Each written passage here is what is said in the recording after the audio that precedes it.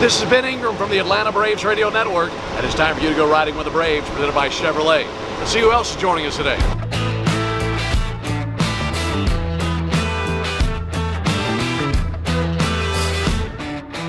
All right, in the Chevy Silverado alongside A.J. Minter. Great ride today.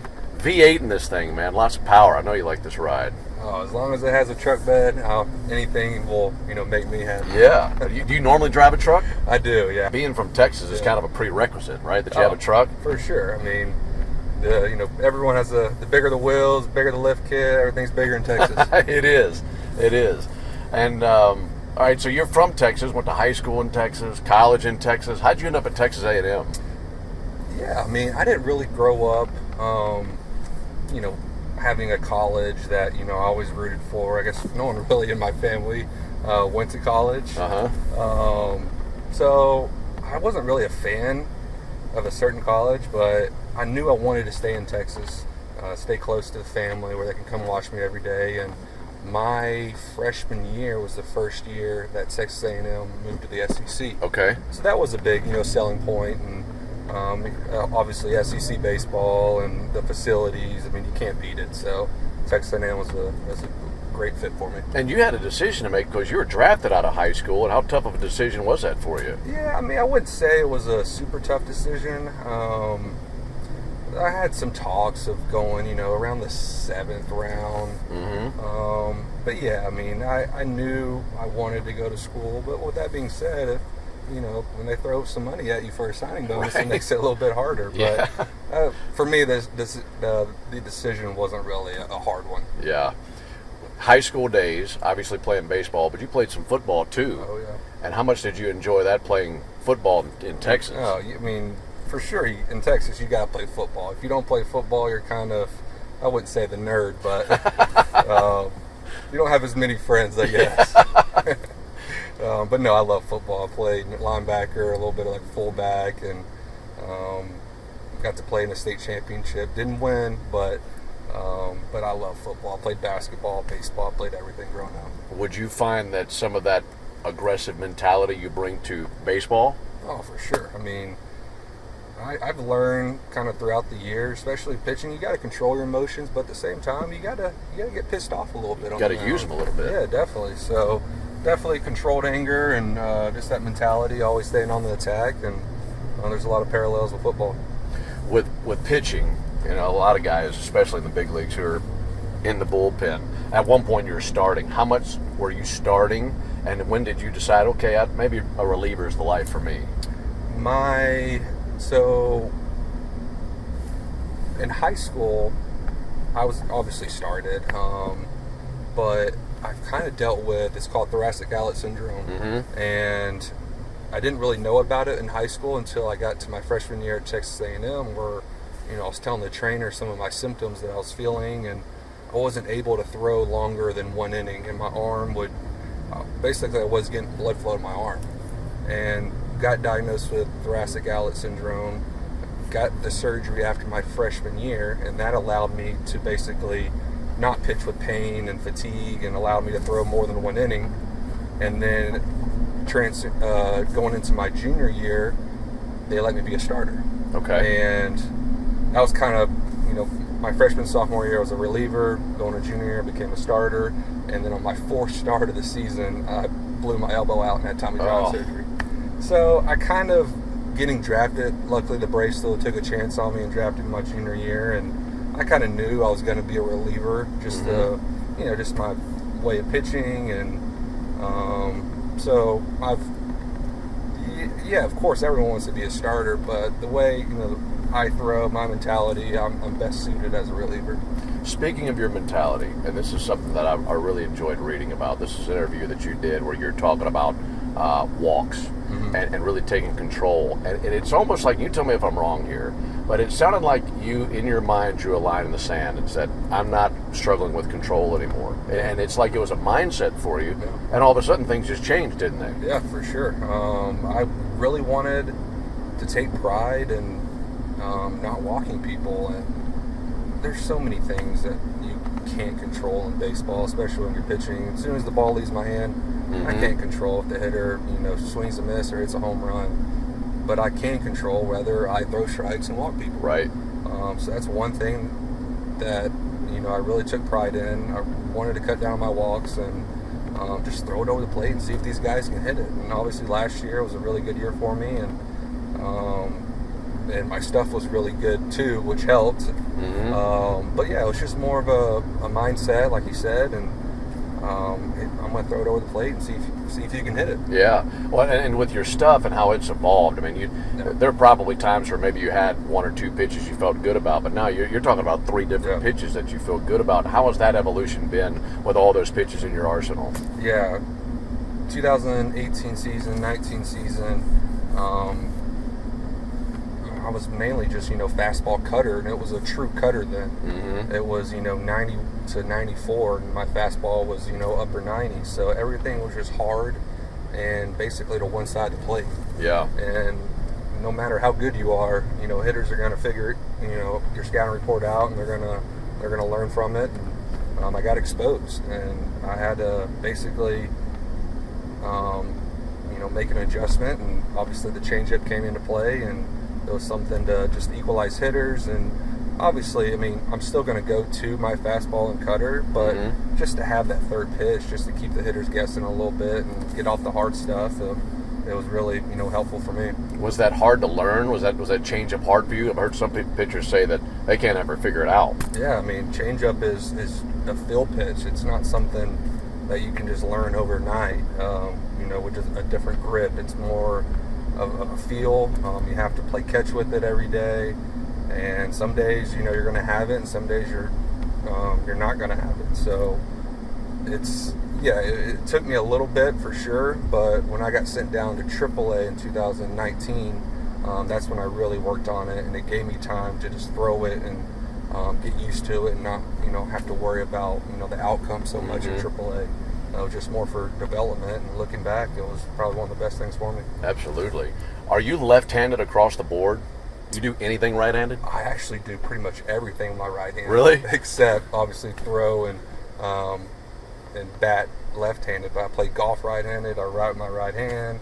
I shoot a gun right-handed. Play ping pong right-handed. I do pretty much everything with my right side. Do you just remember always just picking up a baseball left and it feeling natural? My dad, till this day, says that he, at a young age, he always put a ball in my left hand, just forced me to throw left-handed. Which, I mean, probably makes sense. I mean, since I do basically everything on my right side of my body, it's kind of weird that I do throw left-handed. That's funny. All right, I've got to ask you about this, because the first time I saw this, you probably know where I'm going, made me laugh hysterically. You're at Texas A&M. Is this prank true that some guys got the phone number of the dugout? Yeah, so that video didn't come out till, I was already with the Braves, like a year after. Okay. And I didn't know anything about this video when it came out for the first time, is when I saw it for the first time. And I remember calling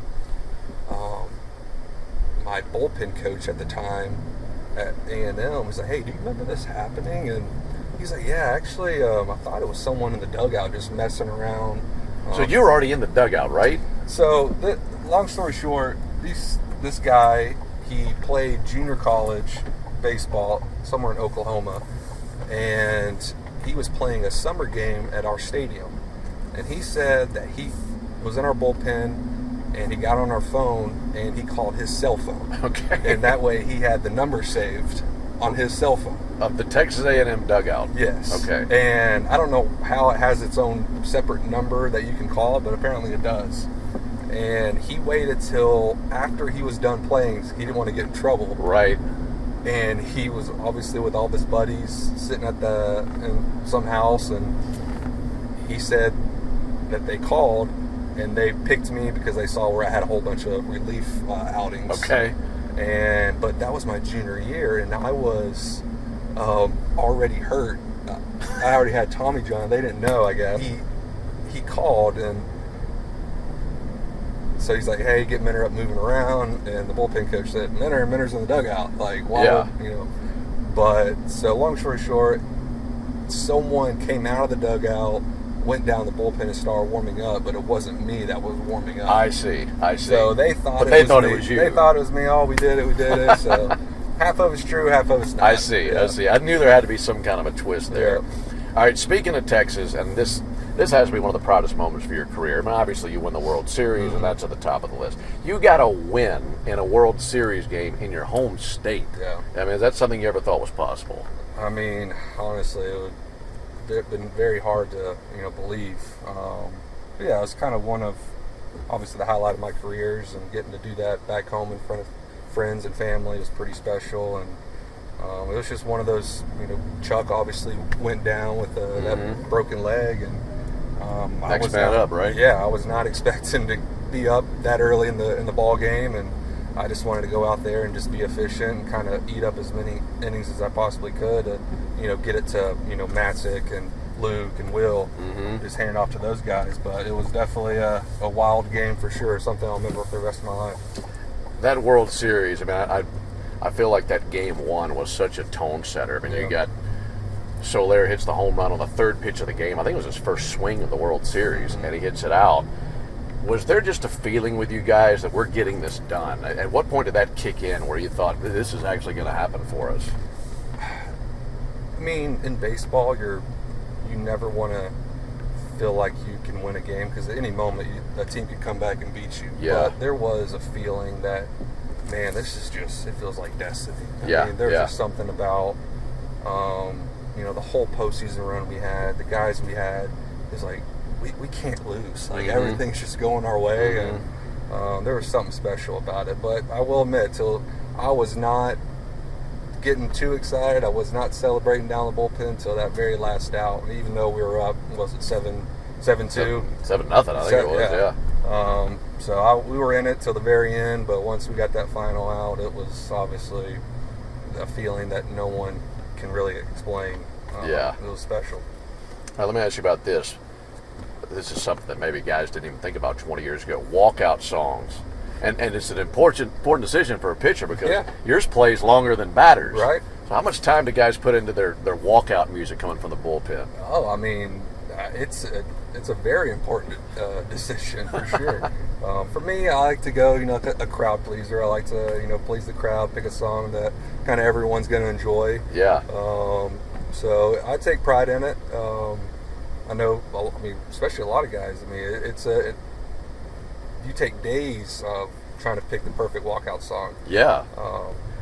Not to be dramatic, but there's theatrics to it. I mean, you get some guys coming out with a walkout song that's perfect, and it's almost like something out of WWE, and everybody gets into it, which has to be a lot of fun for you guys when there's an atmosphere to it. And how much when you're coming into let me rewind it.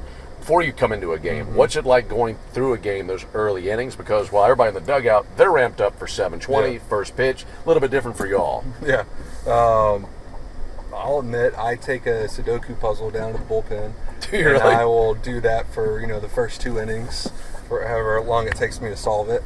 That's kind of my thing that I do every day. But yeah, we're down there, obviously we're into the game, watching the game, but we're just hanging out. We're in the recliner watching the game on the TV and the air conditioner. So we're spoiled down there, especially at home. Now, on the away games, sometimes we're not blessed with a nice bullpen. What's your least favorite bullpen on the road? I would say Washington, St. Louis, they do not have a lot of shade, especially on those hot summer days. Yeah. They do not have a lot of cover for us. There's there's no inside room that we can go into. So I would say probably. So a day game, those two places pretty tough. Brutal. Who's got the best? Best visiting bullpen. Yankees is really nice. I do not like going to Philly. Our bullpen is. They're right on top of you. Yes, so the fans are just right on top of us, wearing us out. We know how Philly fans can be. They're very passionate. Yeah. But I kind of like that at the same time. I like kind of, people heckling you and talking trash. It kind of gets you a little bit more adrenaline going. So I don't mind it. Are they the worst at it? Oh, for sure. Really? Yeah. They're something else. What's as clean as you could make this? Has somebody ever said anything that was really funny to you? Yeah, I would say, I don't mind if you're heckling. Just, make it funny. You know what I mean? Right.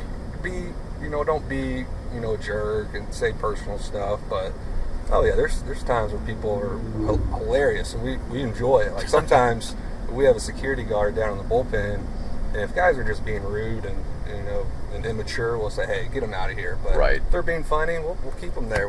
We like it. That's funny. That's clever. Well, man, it's so much fun to watch you guys, and it's been great to watch you in your career here in Atlanta. You've done some amazing things, and more amazing things to come. Thanks so much for joining us. You got it, man. AJ Mentor joining us.